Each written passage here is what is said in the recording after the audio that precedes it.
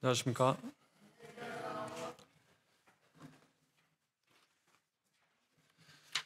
주원 형제 이야기를 들으니까 아침에 직원이 갑자기 갈비를 좀 살 수 있냐고 물어봤어요. 그래서 왜 그러냐고 그랬더니 자기 오늘 음력 생일인데 어머니가 갑자기 안 하던 전화를 하셔가지고 이제 혼자 있어요. 직원이 아직 결혼 안 했거든요.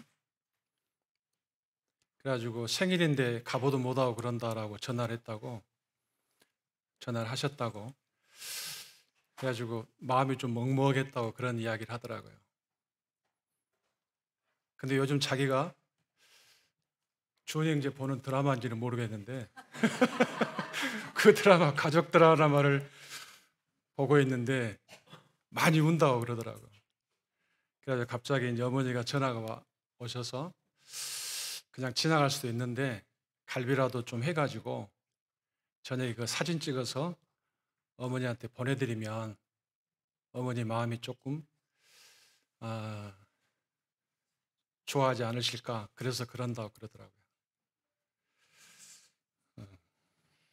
제가 그래서 좀 감동을 받았습니다. 이제 오늘 이제 저희들이 주님의 재림에 대해서 같이 생각해 볼 건데요. 제가 이제 메시지는 감동을 주는 시간보다는 주님의 말씀이 그러한가라고 보는 시간이기 때문에 혹시 감동이 안 되더라도 주님 말씀을 통해서 주님의 뜻을 알아가는데 더 시간을, 마음을 또 집중하면 좋겠습니다. 사도 바울이 데살로니가 교회에 편지하면서 만약에 어떤 사람이 구원을 받으면, 우리가 보통 그걸 회심이라고 그러잖아요. 그러니까 참된 회심에는 두 가지 특징이 뚜렷하게 나타난다. 그걸 편지했습니다. 1장에서. 혹시 기억하십니까? 데살로니가 사도 바울이 편지하면서 진짜 구원받으면 이 두 가지 특징이 그 사람에게서 뚜렷이 나타난다. 첫 번째가 우상을 버리고 하나님께로 돌아와서 그리고 살아계신 하나님을 섬긴다. 그러니까 섬김과 순종의 대상이 바뀐다는 거죠. 첫 번째. 그리고 두 번째 증거가 살아있는 소망을 갖게 된다는 겁니다.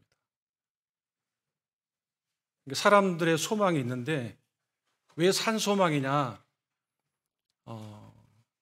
주님이 죽으셨다가 다시 부활하셨잖아요. 그러니까 그 살아계신 그분을 우리가 기다리고 산다.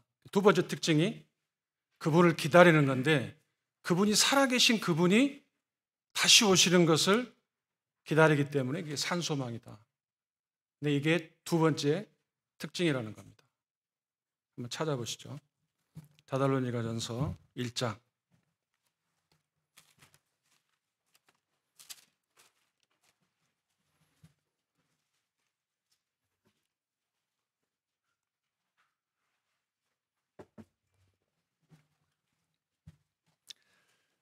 (9절과 10절을) 같이 한번 읽어보겠습니다. 시작. 그들이 우리에 대하여 스스로 말하기를 우리가 어떻게 너희 가운데에 들어갔는지와 너희가 어떻게 우상을 버리고 하나님께로 돌아와서 살아계시고 참되신 하나님을 섬기는지와 또 죽은 자들 가운데서 다시 살리신 그의 아들이 하늘로부터 강림하실 것을 너희가 어떻게 기다린지를 말하니 이는 장래의 노하심에서 우리를 건지시는 예수시니라. 오늘 제가 교제하고 싶은 것은 이 두 번째 특징 중에서 10절에 보니까 너희가 어떻게 기다리는지, 데살로니가 성도들이 주님을 어떻게 기다리고 있는지를 말했다. 이 어떻게 기다리고 있었는가, 이 부분을 좀 집중적으로 같이 생각해 보겠습니다. 먼저 우리가 이 주님의 재림에 대해 생각할 때 이제 교회 역사가 대략 2000년 됐잖아요. 교회 역사를 우리가 이제 조금 들여다보면 그 역사 가운데서 크게 두드러진 이 부흥과 쇠퇴의 시기일 때마다, 부흥할 때와 또 교회가 쇠퇴할 때마다 나타나는 뚜렷한 특징이 있습니다. 그 중에 대략 한 3가지가. 그 중에 첫 번째가 부흥될 때와 쇠퇴할 때 보면 주의 만찬에 대한 반응들이 달라집니다. 그리고 세계 선교에 대한 이 반응들이 부흥의 때와 쇠퇴의 때에 달라집니다. 그리고 방금 우리가 읽은 주님의 재림에 대한 이 소망이 부흥의 때와 쇠퇴의 때에 달라집니다. 그래서 우리가 교회 역사를 보면 핍박의 시대 때 성도들이 가장 많이 나누는 인사 중에 하나가 뭐입니까? 마라나타. 계시록 22장에 있는 아멘 주 예수여 어서 오시옵소서. 그러니까 마라나타 이렇게 인사하면서 주님께서 곧 오십니다. 이렇게 위로하는 이런 것들이 뚜렷이 나타났습니다. 근데 이제 만약에 쇠퇴하잖아요. 다르게 말하면 주님이 오신다라고 하는 이 재림의 소망이 식어져요. 그리고 이것을 염두에 둔 삶이 점점 식어집니다. 주님이 미리 말씀하신 것처럼 주님이 오실 때가 되면 노아의 때와 같은, 노아의 때의 특징이 뭡니까? 그게 뭐 잘못이나요? 근데 이 주님이 그 특징을 먹고 마시고 시집가고 장가가고 이렇게 표현하셨을까요? 왜 그것이 주님이 오실 때 마치 문제가 되는 것처럼. 이 말씀의 의미는 성도들이 일상의 삶에 얽매여서 마치 그것이 전부인 것처럼, 그리고 그것이 삶의 전부가 되어 있는 그런 형태의 삶을 주님이 오실 때 살 것이다 하는 거죠. 그러니까 이런 쇠퇴의 시기에 때는 크게 나타나는 현상이 사랑이 식어졌습니다. 성도들의 사랑이 식어져요. 우리가 주의 만찬을 이제 조금 더 한 번 더 살펴보겠지만, 주의 만찬 속에는 뭐가 들어있습니까? 사랑이 들어있습니다. 주님의 사랑을 확인하는 거잖아요. 근데 요한사도가 말한 것처럼 만약 우리가 보이지 않는 하나님을 정말로 사랑한다면 보이는 성도들을 대하는 것은 당연히 사랑이겠죠. 그러니까 보이지 않는 보이지 않는 하나님을 사랑한다면서 보이는 성도를 사랑하지 않는다. 이상한 거라는 거죠. 그러니까 우리가 주의 만찬을 행할 때마다 이 사랑에 대하여 우리들의 마음이 정상적으로 주님과의 교제가 만찬 가운데 이루어졌다면 우리의 마음이 식어졌다가도 다시 회복되는 주님의 그 마음을 되새기면서, 그러면서 성도에 대한 마음도 다시 바뀌는 거죠. 근데 쇠퇴의 때 보면 만찬이 점점 형식화되고, 그러다 보니까 이 마음이 일상에서 자꾸 생활하는데 얽매여 있잖아요. 그러니까 성도들에 대하는 마음도 점점 형식적으로 되고, 뭐 누가 나오든 안 나오든 그 별로 관심이 없고, 누가 아파도 그런 부분들에 대해서 별로 관심이 없는, 이렇게 역사가 반복됐습니다. 그리고 두 번째가 세속주의가 들어왔어요. 쇠퇴의 때 보면 아까 보니까 세계 선교에 대한 열망이 사라졌다고 했잖아요. 그러니까 복음에 대해서 우리가 그리스도 밖에 있는 사람들에 대해서 마음을 갖고 있으면 단순히 내 가족, 내 주변의 지인들뿐만 아니라 세계 선교에 대한 마음들이 일어났어요. 그러니까 부흥의 시대 때 영적으로 하락했다가 다시 회복하는 그 시점이 되면 뚜렷하게 만찬이 회복되고 선교에 대한 열망들이 일어났습니다. 다르게 말하면 복음에 대한, 그냥 단순히 복음을 전하는 게 아니라 영혼에 대한, 사람을 대하는, 구원받지 못한 사람을 대하는 태도가 달라진 거죠. 근데 우리가 그들에게 복음을 전하지 않으니까 타락의 때는 어떻게 하냐? 세상이 우리들 안에 들어와요. 반대로. 우리가 그들을 변화시킨 게 아니고 그들이 우리를 변화시킵니다. 세속주의가 교회 안으로 들어왔습니다. 당연히 구령의 열정은 사라졌죠. 그러니까 이런 것들이 교회 안에서 반복됐습니다. 근데 이 주의 만찬이나 또 선교에 대한 열정이나 이런 부분들을 다시 회복하는 그 시점에서 동력이 된 게 있었는데 그게 뭐냐면 주님의 재림에 대한 이 소망이 다시 일어나면서 뒤따라왔습니다. 이것들이. 형제 자매들이 한번 우리 자신들을 한번 돌아볼 수 있으면 좋겠습니다. 제 자신도 마찬가지죠. 분명한 것은 저희들이 주님 처음 뵀을 때 그런 열정. 제가 어떤 형님한테 여쭤봤어요. 형님 지금도 영혼들에 대한 그런 갈망, 눈물 이게 있으십니까? 그러니까 아니래요. 사실 저도 그런 것 같아요. 구원 우리가 받고 나서 일부러 그 버스 같은 게 타면 뒤에 앉아가지고 뒤에는 이제 의자가 기니까 그 옆에 또 사람이 앉잖아요. 그러면 그에게 복음 전하기 위해서.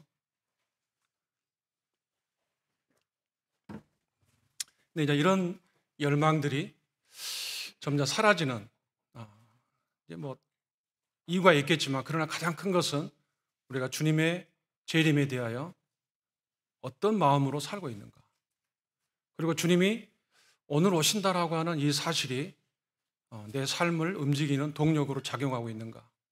이걸 한번 생각해 볼 때가 된 것 같습니다. 자, 그러면 이제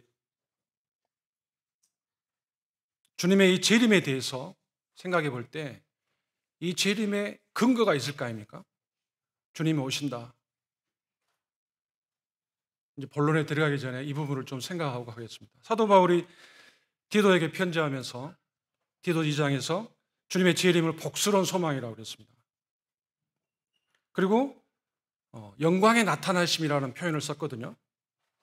그러니까 우리가 이걸 좀 구분할 필요가 있는데 주님께서 재림하시는 우리가 일반적으로 말하는 휴거 이 부분은 복스러운 소망이고 주님이 영광 가운데 나타나시는 것은 우리가 교회가 주님과 함께 세상에 나타나는 걸 말합니다. 이걸 꼭 구분하셔야 됩니다.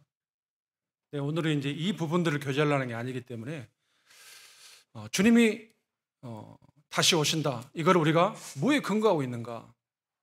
그냥 우리끼리 우리가 우기고 있는 건가? 한번 찾아보겠습니다. 요한복음.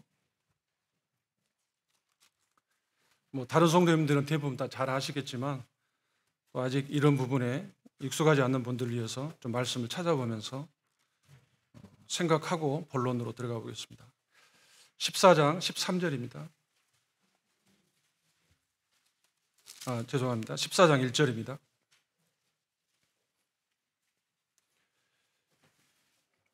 (3절까지) 같이 한번 읽어보겠습니다. 시작. 너희는 마음에 근심하지 말라. 하나님을 믿으니 또 나를 믿으라. 내 아버지 집에 거할 곳이 많도다.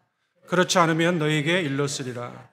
내가 너희를 위하여 거처를 예비하러 가노니 가서 너희를 위하여 거처를 예비하면 내가 다시 와서 너희를 내게로 영접하여 나 있는 곳에 너희도 있게 하리라. 3절에 보니까 중반절에 내가 다시 와서, 그러니까 주님의 재림은 주님이 친히 하신 약속입니다. 그러니까 주님이 직접 하신 약속이에요.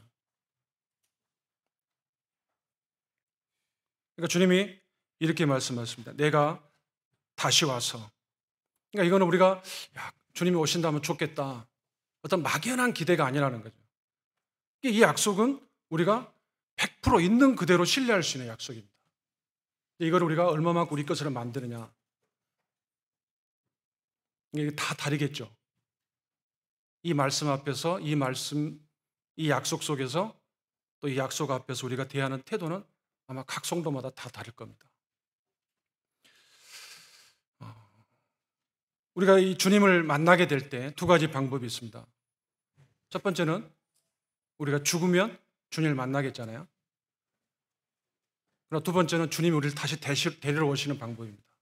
근데 우리가 진짜 기다리는 것은 이 말씀에 의하면 우리가 죽음을 통해서 주님을 만나는 것보다 주님이 오늘 오시기를 기다리는 것, 이게 정상적인 마음이라는 거죠. 그러니까 사도 바울이 그렇게 살았던 것 같아요. 그러니까 사도 바울은 내가 죽으면 주님을 만날 거야 이렇게 생각한 게 아니고 오늘 주님이 오실 수 있다라고 하는 이 기대감 속에서 하루를 살았다. 이게 다른 거죠. 서신서에 이제 그 뒤로 이 재림이 중요했기 때문에 성령님께서 서신서에서 이 재림의 방법들에 대해서 말씀해 놓으셨습니다. 이 부분은 이게 우리가 다 찾아볼 수 없으니까 간략하게 조금만 말씀드리겠습니다. 먼저 때와 시기에 대해서 주님이 말씀하셨습니다. 때와 시기가 언제입니까? 네, 아무도 모릅니다. 아버지만 아십니다. 오시는 방법은 어떻게 되죠? 네, 공중에 오시고 지상으로 오시고. 그러니까 아까 말씀드렸던 것처럼 우리가 구분해야 되는 거. 주님이 공중에 오시는 것은 교회를 데리러 오시는 거고, 지상에 오시는 것은 그 사라졌던 교회와 함께 이 지상의 영광 가운데 나타나시는 겁니다. 그 다음에 주님이 오실 때 주님이 재림하시잖아요. 그럴 때 천사들을 보내십니까? 누구를 보내시죠? 주님이 교회를 모으신다고 했잖아요. 공중에 오시잖아요. 누구를 보냅니까?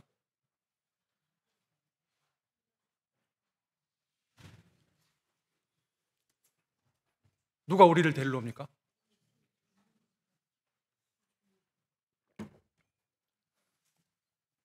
여기면 이 자리만 서면 왜 입이 바짝바짝 타는지 모르겠습니다. 주님이 직접 오십니다. 가끔 제가 우리 찬양 중에 보면 마치 천사가 우리를 데리러 오는 것처럼 그런 찬양을 이렇게 부를 때 좀 불편한 적이 있었는데 교회를 주님이 직접 데리러 오십니다. 왜 직접 데리러 오실까요?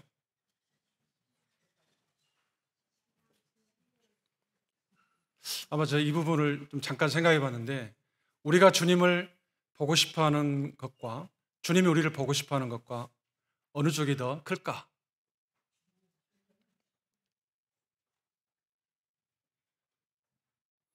상상에 맡기겠습니다. 그러니까 주님이 직접 오신다 이거는 주님이 우리를 얼마나 소중하게 여기시느냐, 그리고 우리를 만나고 싶어 하시는 이 주님의 기쁨, 이 고대가 우리하고 비교할 수 없다는 것이죠.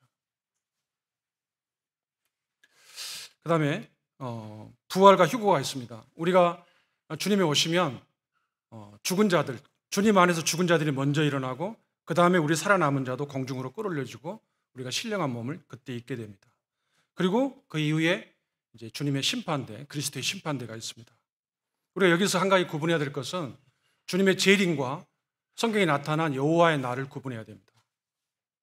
주의 날, 주의 날은 심판의 날인데 그리스도의 심판대와 다릅니다. 이걸 구분하셔야 되고, 그 다음에 이제 어린 양의 혼인잔치가 있고, 그리고 지상에는 7년 대환란이 일어날 겁니다. 그리고 주님이 이제 아까 말씀드렸던 영광 가운데 교회와 함께 지상에 나타나실 때 그 이후에 천년 통치가 이루어질 거고, 그리고 새하늘과 새 땅이 이루어질 겁니다. 이게 이제 성령님께서 주님의 재림과 관련해서 서신서에 말씀해 놓으신 여러 방법들, 주님이 어떻게 오시느냐, 또 오셔서 어떤 일이 이루어지느냐, 이런 것들에 대한 기록들입니다. 이 부분을 좀 생각해 봤습니다. 우리가 주님의 이 약속이 이루어진다라고 하는 이 확신, 어느 누구도 우리가 주님이 약속하셨으니까 그 약속을 이루실 거라고 하는 이것에 대해서 어떤 의심을 하거나 그런 분은 안 계실 것 같아요. 근데 만약에 우리가 이 약속이 정말 이루어질 거라고 하는 그 확신을 얼만큼 갖고 있냐 하는 건 참 중요할 것 같다는 생각이 들었어요.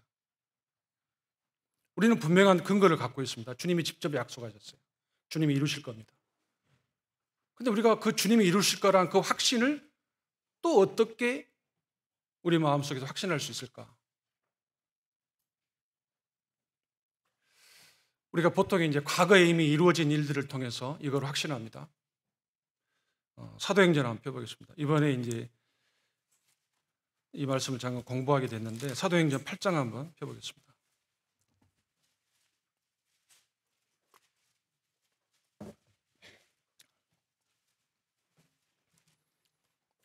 사도행전 8장 1절 한번 같이 한번 읽어보겠습니다. 시작. 사울은 그가 죽임당함을 마땅히 여기더라. 그날에 예루살렘에 있는 교회에 큰 박해가 있어 사도 외에는 다 유대와 사마리아와 모든 땅으로 흩어지니라. 보통 이제 지금까지는 제 마음 가운데 핍박, 큰 박해가 있어서 교회가 유대와 사마리아와 모든 땅으로 흩어졌다. 그리고 4절에 보니까 흩어진 사람들이 두루 다니며 복음 말씀을 전했다. 그래서 복음의 확장에 조금 더 마음을 치중을 했었는데 이 말씀을 보면서 어떤 생각이 들었냐면 사도행전 1장 저희들이 잘 아는 대로 사도행전 1장 8절에 보면 주님이 이렇게 말씀하셨거든요. 오직 성령이 너희에게 임하시면 너희가 권능을 받고 예루살렘과 온 유대와 사마리아와 땅끝까지 이르러 내 증인이 되리라 하시니라. 여기 보면 여기서 주체가 누굽니까? 제자들이 주체인가요? 아니면 주님이 주체입니까? 그러니까 제자들이 성령이 임하시면 권능을 받을 건데 그들이 예루살렘과 온 유대와 사마리아와 땅끝까지 이르러서 내 증인이 되도록 누가 하시겠다는 거죠? 근데 이 일이 우리가 아는 대로 교회 안에서 지체됩니다. 그들이 예루살렘에 머물러 있잖아요. 주님이 사도 사울을 통해서 사도 바울이 그 전에 이름이 사울이잖아요. 사울을 통해서 이 교회에 박해가 일어납니다. 그랬더니 이들이 어떻게 합니까? 유대와 사마리아와 모든 땅으로 흩어집니다. 주님이 당신의 말씀을 이루시기 위해서 이런 박해도 사용하시는구나. 그러니까 주님이 한 번 말씀하시면 그 말씀을 그대로 이루시는 거구나. 그러니까 우리가 재림에 대해서 주님이 약속하셔서 내가 다시 와서 그러니까 주님이 지금까지 하셨던 그런 일들을 우리가 볼 때 주님이 한 번 말씀하신 그것은 우리가 있는 그대로 문자 그대로 믿을 수 있는 거구나. 이번에 복음 전하면서도 이제 그런 말씀을 전했는데 주님이 태어나실 때 어디서 태어나야 되십니까? 주님이 만약에 진짜로 메시아라면 어디서 태어나야 되시죠? 유대 베들레헴에 태어나야 되죠. 왜 그렇죠? 700년 전에 미가를 통해서 유대 베들레헴에 태어나도록 예언하셨잖아요. 근데 실제로 지금 마리아가 주님을 잉태했는데 어디서 살고 있습니까? 갈릴리 나사렛에 살고 있습니다. 그걸 찾아보니까 직선거리로 170km예요. 근데 유대인들은 사마리아 사람들과 상종을 안 하기 때문에 여리고를 통해서 예루살렘을 거쳐갖고 베들레헴으로 가려면 230km입니다.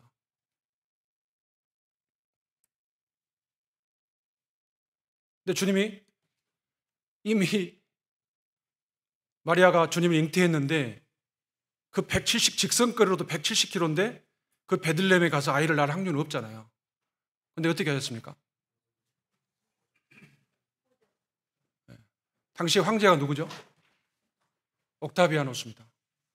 줄리우스 시저의 양아들. 그 옥타비아노스가 천하로 다 호적해라. 그러니까 마리아와 요셉도 다윗의 후손이잖아요. 왕족이죠. 나라는 망했지만. 그래서 자기 고향으로 가서 거기에서 주님이 태어나십니다. 그러니까 주님이 말씀을 이루시기 위해서 황제의 마음을 움직이시고 그리고 교회에 하신 그 말씀을 주님이 이루시기 위해서 교회 안에 큰 박해도 허락하셔서 그들을 흩으니까 그들이 생명을 갖고 있기 때문에 가는 곳마다 거기에서 복음을 전해서 역사가 일어납니다. 그래서 이 부분을 좀 생각해 보면서 우리가 주님이 다시 오시는 재림에 대해서는 어떠한 징조나 이런 게 없습니다. 주님이 말씀하신. 저는 주님이 다시 오시는 이 부분에 대해서 어떻게 이걸 이루실지 우리는 모릅니다. 그러나 분명히 확신할 수 있는 것은 주님이 당신의 입으로 어떤 말씀을 하셨으면 그 말씀은 100% 있는 그대로 믿을 수 있는 거구나. 그러니까 우리가 주님의 재림을 생각할 때 이 재림이 오늘 주님이 오실 수 있다라고 생각하고 살아가는 것이 이게 합당하다 하는 생각을 마음에 다시금 하게 됩니다. 근데 실제로 우리가 제 자신부터가 그렇게 하지 못하는 것 같아요. 그래서 아마 주님이 이 교제를 하기로 하신 것 같습니다. 오늘 제 마음은 제 자신이 그렇게 살지 못하기 때문에 날마다 주님이 정말 오늘 오시기를 고대합니다. 어떤 형제님처럼 그냥 그룹만 바뀌어도, 그룹만 좀 이상해도 주님이 오늘 오시려나, 이렇게 살지 못하는 것 같아요.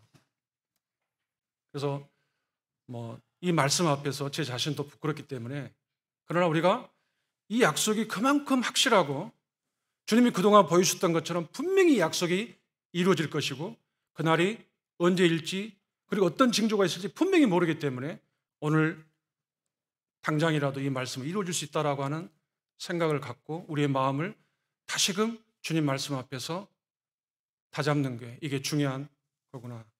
이 생각이 있어서 교제를 하는 겁니다.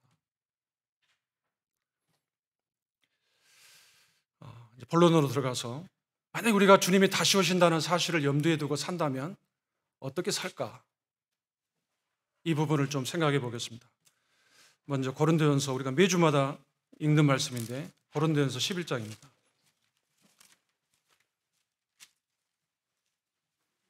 (26절입니다)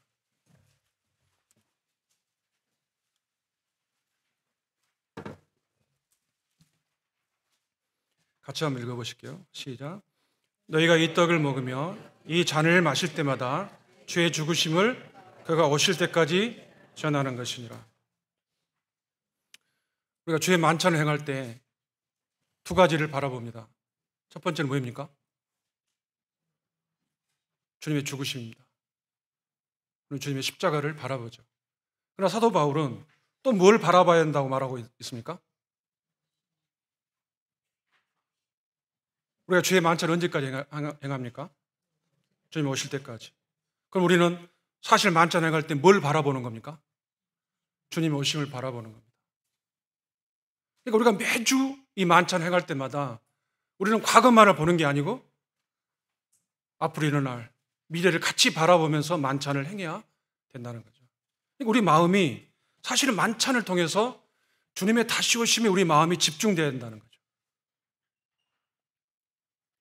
그래서 우리가 매주일 이 만찬 행하면서 이 만찬이 이번 주 이 만찬이 마지막이 될 수 있다. 주님이 우리가 주의 첫날이잖아요. 주의 첫날 드리잖아요. 그러니까 오늘 이 만찬이 이번 주일 이 만찬이 마지막 만찬이 될 수 있다라고 이런 마음을 갖고 만찬을 대하는 게 맞구나. 저도 이 말씀을 매주 읽잖아요. 근데 이 말씀을 준비하면서 보니까 사도 바울이 주님 오실 때를 바라보면서 만찬을 대하십시오. 두 번째로 요한일서를 한번 펴보겠습니다. 요한일서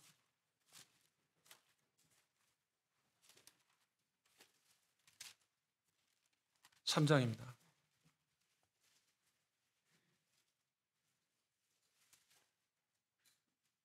(2절) (3절) 같이 읽어보겠습니다. 시작. 사랑하는 자들아, 우리가 지금은 하나님의 자녀라. 장래에 어떻게 될지는 아직 나타나지 아니하였으나 그가 나타나시면 우리가 그와 같을 줄을 아는 것은 그의 참모습 그대로 볼 것이기 때문이니 주를 향하여 이 소망을 가진 자마다 그의 깨끗하심과 같이 자기를 깨끗하게 하느니라. 자신의 삶을 점검하며 사는 것, 이게 정말로 주님이 다시 오신다라고 하는 이 약속을 우리가 마음에 두고 살아가는 삶의 모습이라는 거죠. 우리 중에 어느 누구도 하루를 살면서 완전치 않습니다. 그러나 우리 마음이 주님이 오신다라고 하는 이 사실 우리 마음이 붙들리면 우리 삶을 점검해 본다는 거죠. 그리고 주의 말씀에 비추어서 내 삶이 바르지 못한 건 없는가 돌아본다는 거죠. 이게 중요한 거라고 생각합니다. 저희가 아는 대로 다윗과 우리가 사울의 삶을 이렇게 비교를 해보면, 이 비교가 좋은 건 아닌데, 제가 개인적으로 이렇게 학생들하고 공부하면서 그런 교제를 합니다. 사울과 다윗을 그냥 인간의 눈으로 바라보면 누가 더 나쁜 놈 같아? 물어봅니다. 죄송합니다. 학생들이니까 누가 더 나쁜 놈 같냐?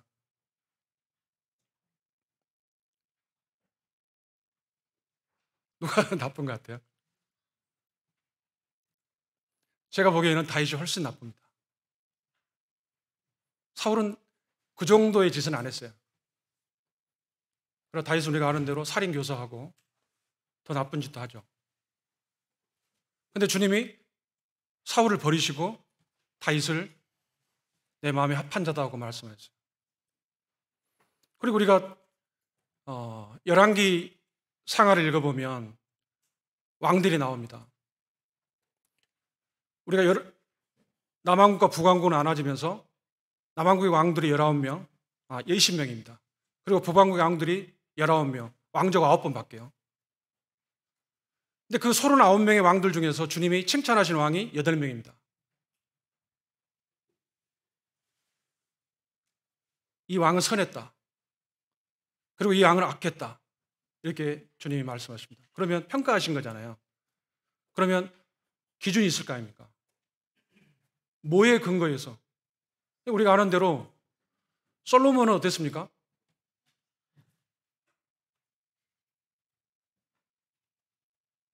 솔로몬은 선했나요? 약했나요?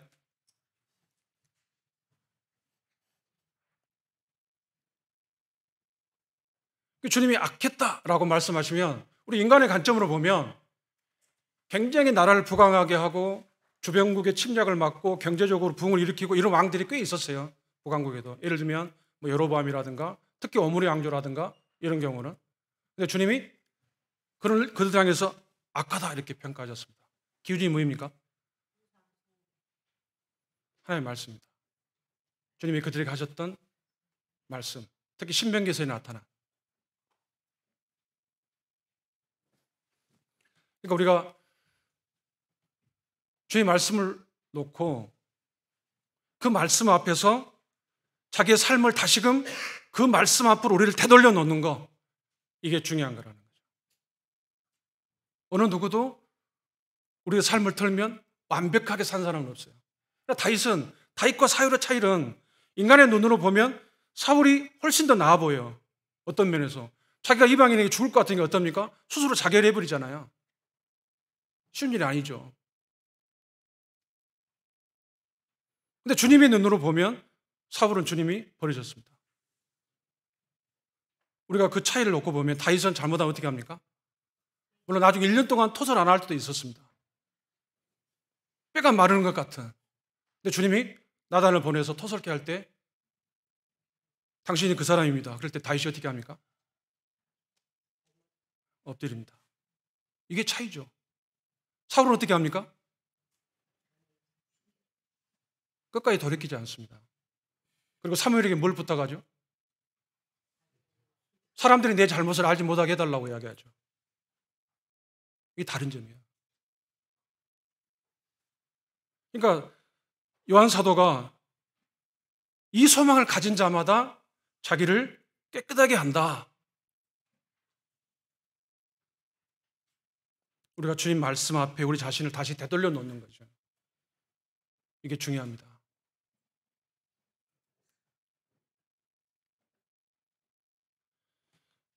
사람에 대한 평가는 자세히 모르시면 안 하셔야 돼요. 그건 정말 위험한 겁니다. 다 알아보고 나서 평가해도 쉽지 않아요. 근데 자세히 알아보지 않고 평가하는 것은 우리 몫이 아닙니다. 저도 이 부분에 대해서 자유롭지는 않지만 그러나 분명히 이건 중요합니다. 그래서 우리가 순결한 삶, 우리의 삶을 점검해보고 주님 말씀에 비추어서 어긋나 있다. 그러면 우리가 성령에 모시고 있기 때문에 분명히 마음이 괴롭습니다. 저도 이 경험을 많이 했어요. 하다 보면 제가 알아요. 그걸 아는데 한쪽 마음에서 그렇게 하고 싶지 않은 마음이 일어나요 또. 그리고 제가 일부러 그걸 잊으려고 막 다른 일을 해버려요. 근데 성령님은 진짜로 포기 안 하시더라고요. 그 말씀 앞에서 제가 만약에 잘못됐으면 그 말씀 앞에 다시 돌아올 때까지 계속 말씀하세요. 잊어버린 것 같은데 또 생각나요.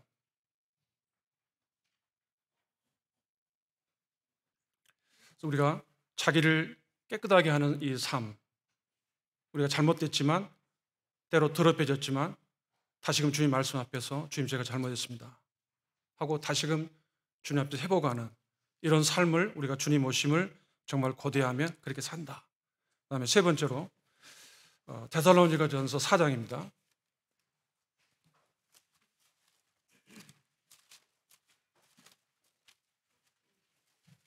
4장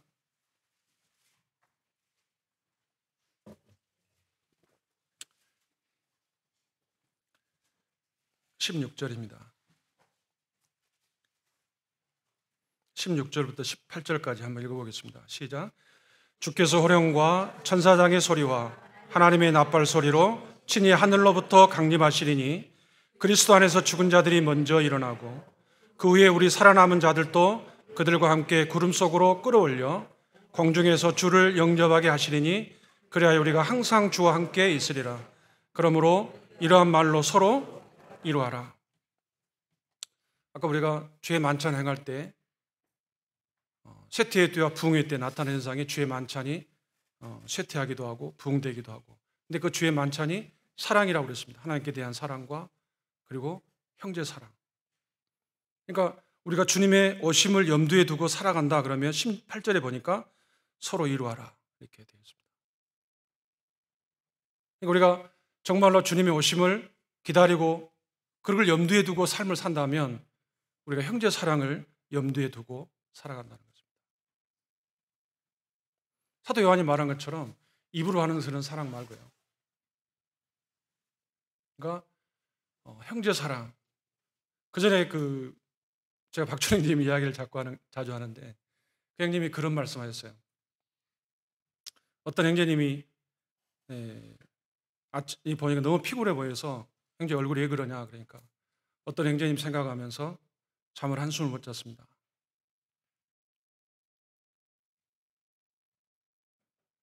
우리가 어떤 형제님이나 자매님을 생각하면서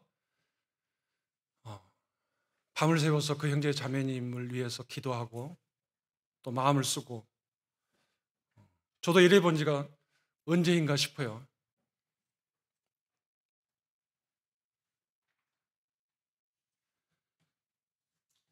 근데 분명한 것은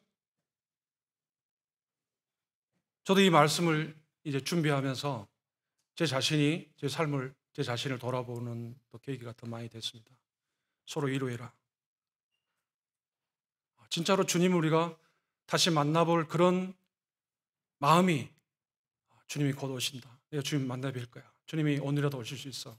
이런 마음을 우리가 갖고 살면 형제 자매들을 정말로 사랑한다는 거예요.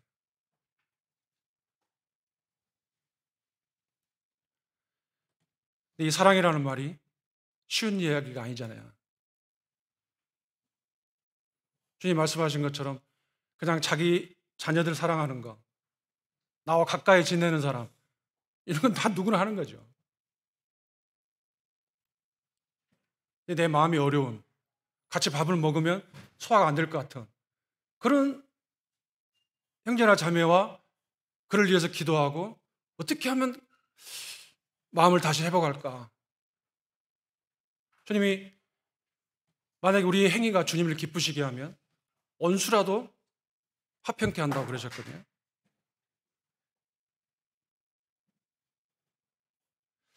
그래서 이 형제 사랑,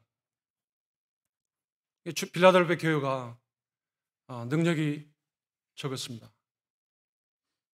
근데 빌라델비아라는 뜻이 무슨 뜻입니까? 필라델피아가 무슨 뜻이죠? 형제 우애입니다. 그래서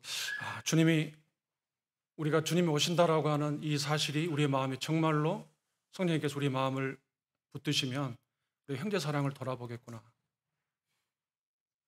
우리가 주변에 있는 성도들을 어떻게 대하고 있는가, 이걸 진짜로 돌아볼 것이다.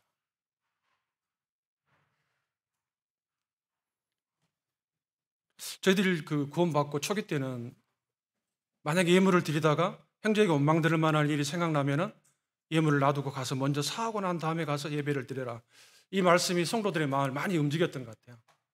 예배 드리기 전에 어떤 형제나 자매에 대해서 마음에 잘못한 것이 생각이 나면 제가 그때 상태가 안 좋아서 제가 잘못했습니다. 이런 생각을 했습니다. 이렇게 고백하는 것들이 있었거든요. 지금은 어떤지 모르겠습니다. 근데 이것들이 다시 일어나면 좋겠어요. 그 다음에 네 번째로 고린도전서 3장 한번 펴보겠습니다.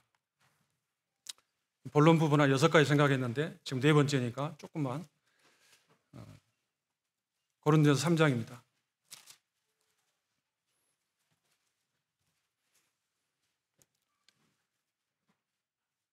13절, 고린도전서 3장 13절 같이 한번 읽어보시죠. 시작. 각 사람의 공적이 나타날 터인데 그날의 공적을 밝히리니 이는 불로 나타내고 그 불이 각 사람의 공적이 어떠한 것을 시험할 것임이라. 그러니까 그날이 언제입니까? 네, 주님이 오셔서 모든 것을 평가하시는 날입니다. 사도 바울은 이때까지 아무것도 판단하지 마라 그랬습니다. 물론 교회가 분별할 것도 있죠. 그러나 개인에 대한 어떤 부분들은 평가를 미루라. 심지어 나 자신도 이런 부분에 그렇게 하지 않는다. 근데 여기 보니까 사도 바울이 이렇게 말합니다. 그날의 공적을 밝힐 거야. 그리고 각 사람의 공적이 어떠한 것을 시험해 볼 거라는 거예요. 근데 여기에서 시험은 어떤 거냐면 왜 그렇게 했느냐를 시험해 볼 거라는 거예요. 그러니까 우리가 주님의 오심을 염두에 두고 산다 그러면 자기가 왜 그 일을 하는지 동기를 살펴볼 거라는 거예요. 그전에 들은 이야기인데 어떤 자매님이 주일학교를 열심히 했는데 나중에 고백하기를 어떤 형제님한테 잘 보이려고 주일학교를 열심히 했다 그런 고백을 했다는 고백을 들은 적이 있습니다. 근데 우리가 주님의 오심을 염두에 둔다 그러면 우리의 봉사의 질을 한번 생각해 보겠구나. 우리가 그 일을 왜 하는지 동기를 살펴보겠구나. 그 다음에 마태복음 24장입니다. 저희들이 잘 아는 이 종의 비유인데 마태복음 4장 한번 펴보시기 바랍니다. 24장입니다. 마태복음 24장.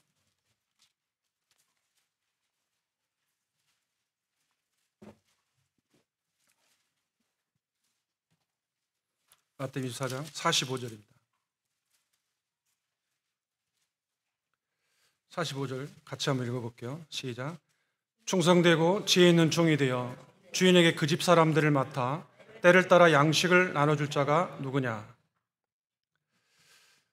그 뒤에 말씀 제가 읽겠습니다. 주인이 올 때 그 종이 이렇게 하는 것을 보면 그 종이 복이 있으리라. 여기 보니까 충성되고 지혜 있는 종. 근데 이 사람은 뭘 이해하는 거냐면 이 비유 속에서 주님이 여기에서 열처녀 비유와 달란트 비유를 같이 하셨는데 이 충성되고 지혜 있는 종의 이 비유 속에는 뭐가 핵심적으로 들어있냐면 주인에게 그 집 사람들을 맡아 이렇게 주님의 비유를 말씀했습니다. 그 집 사람들을 맡아. 그러니까 자신이 하고 있는 이 사역의 근원이 무엇인지 누구로부터 왔는지를 정확히 이해해야 한다는 거죠. 그러니까 주님이 맡겨주셨다 하는 것. 그리고 목적이 명확합니다. 때를 따라 양식을 나눠준다. 그러니까 성도들을 세우는, 우리가 교회 얘기를 좀 적용해 본다고 하면 그러겠죠. 성도들을 세우는. 그러니까 이 일을 위해서 자기가 수고하고 준비하죠. 그러니까 특히 모임 안에서 이제 말씀을 가르치거나 또 돌보거나 또 복음을 전하거나 이런 형제님들, 그리고 자매님들이 이제 어떤 음식으로 대접한다든가 또 뭔가를 이렇게 계획해서 한다고 할 때 다 수고가 들어가잖아요. 이게 다 이게 뭐냐면 성도들을, 다른 사람을 세워주는, 양식을 나눠준다는 거잖아요. 자기가 준비했는데 그걸 남이 쓰도록. 주님이 만약에 이렇게 하고 있는 종이 있다면 그 종이 복이 있다 이렇게 말씀했습니다. 주님이 만약에 우리한테 오셔서 그날이 아니더라도 주님이 만약에 뭐 꿈이라도 잠깐 나타나서 그래 잘하고 있어. 머리 한번 쓰다듬어 주면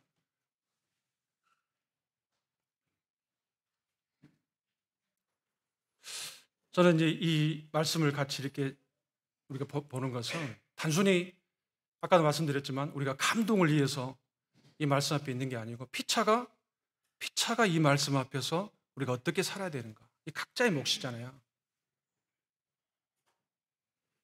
그러니까 이 말씀을 나누는 것은 단순히 어떤 그 분별을 해서 그거를 나한테 들어라 뭐 이렇게 한 게 아니고 제 자신부터가 주님 말씀 앞에서 우리가 주님의 재림을 이 재림이 확실한데 언제 올지 모르는데 우리가 어떻게 살아야 되지? 그러면 주님이 내게 맡겨준 것이 뭐가 있을까? 이걸 생각하고 그거를 다른 사람을 유익되게 하기 위해서 늘 나눠주는 거. 우리가 이런 마음으로 우리의 사역을 하고 있다가 하면 교회가 얼마나 힘이 있겠는가 하는 거죠. 제가 이렇게 청년 형제님들하고 같이 또 자매님들하고 같이 학생부 이렇게 하다 보니까 굉장히 힘이 날 때가 많습니다. 청년들이 보니까 힘에 지나도록 정말 수고해요. 가정이 없어서 그런 게 아니고 자기들도 직장도 있고 학교도 있고 그런데 정말 수고하는 모습을 봅니다.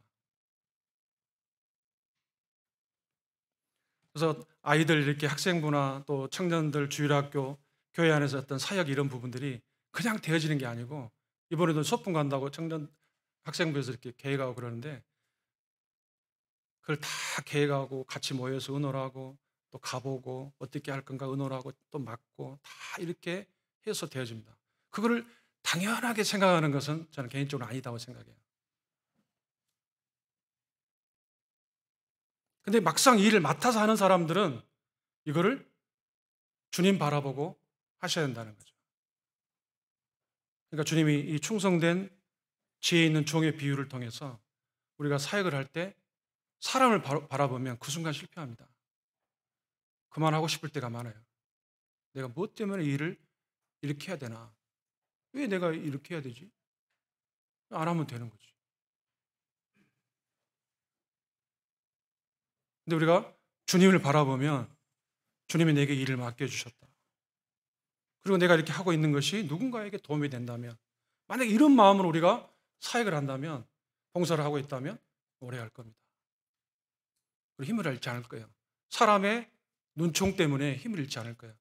근데 제가 저 개인적으로도 일을 해보니까 사람의 표정 때문에 힘을 잃을 때가 많아요. 사실. 그러나 우리가 주님의 오심을 기다리면서 사역을 하면 사람은 물론 내가 하는 어떤 잘못에 대해서 만약에 누군가 이야기해 준다면 분명히 바꿔야죠. 그렇지만 사람 때문에 주님이 맡겨주신 그 일을 포기하지 않는다는 겁니다. 그래서 계속 만약에 주님이 내게 이걸 맡겨주셨다라고 하는 마음이 있으시다면 그거를 주님 앞에서 계속 가지고 가셨으면 좋겠어요. 포기하지 마시고. 주님이 올 때에 그 종이 이렇게 하는 걸 보면 그 종이 복이 있으리라. 힘을 내셔서 주님이 맡겨주신 그 일을 계속해 가시면 좋겠습니다. 본론의 마지막 6번째인데 누가복음 19장 한번 펴보겠습니다.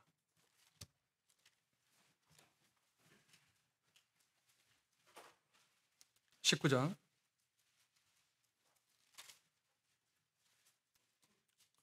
12절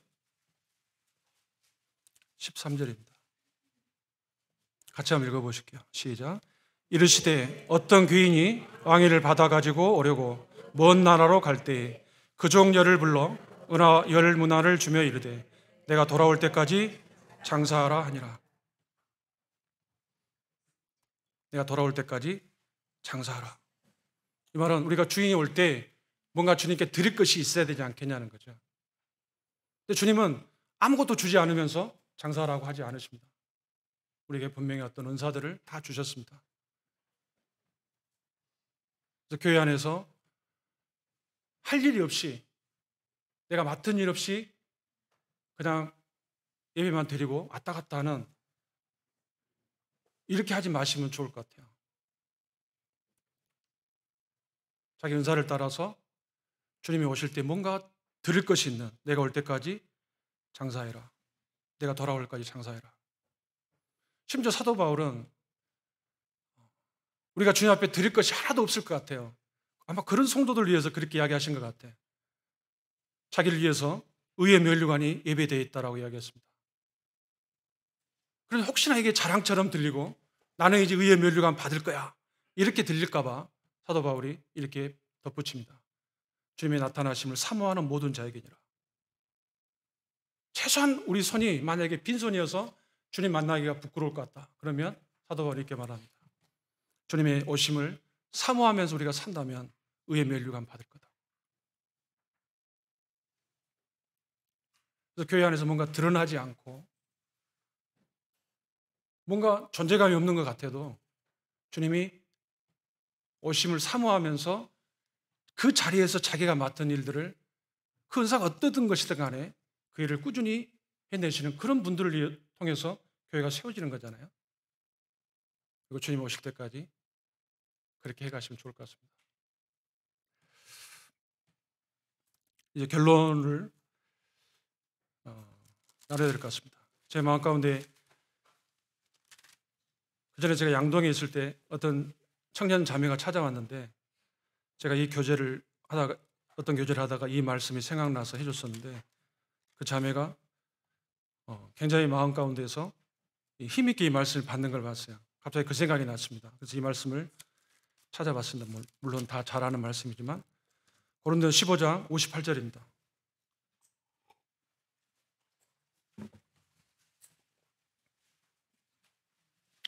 성령의 감동함을 입은 사도 바울이 모든 성도들에게 주는 따뜻한 격려의 말씀으로 우리가 받으면 좋을 것 같습니다. 58절 같이 한번 읽어보시죠. 시작. 그러므로 내 사랑하는 형제들아 견실하며 흔들리지 말고 항상 주의 일에 더욱 힘쓰는 자들이 되라. 이는 너희 수고가 주 안에서 헛되지 않은 줄 알미라. 우리가 성도들을 서로 격려하며 살면 좋겠습니다. 그리고 그리스도 밖에 있는 사람들을 우리가 불쌍히 여겨서 그들을 주님 앞에 인도하는 이런 일들에 우리 마음을 두면 좋겠습니다. 그리고 주님 오시는 그날까지 우리가 연약하지만 주님 말씀이 그러하면 그 말씀 그대로 살려고 하는 이 마음을 주님 오실 때까지 우리가 끝까지 유지하면 좋겠습니다. 한 말씀만 보고 마치겠습니다. 히브리서 11장입니다.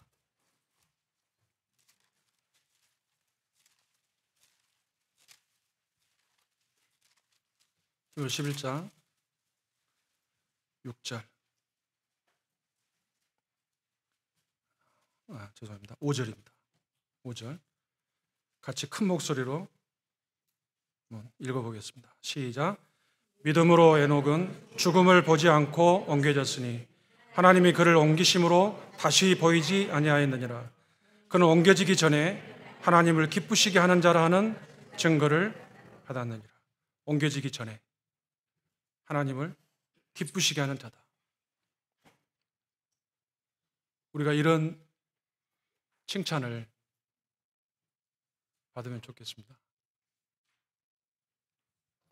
그래서 이 말씀을 받고 제가 한 이야기 아니잖아요. 저도 마찬가지 포함되죠. 누구든지 포함됩니다. 에녹처럼 우리가 주님 만나기 전에 하나님을 기쁘시게 하는 그런 자였다. 이런 기억을 남기고 우리가 살다가 주님 만나면 좋겠습니다. 기도하고 마치겠습니다.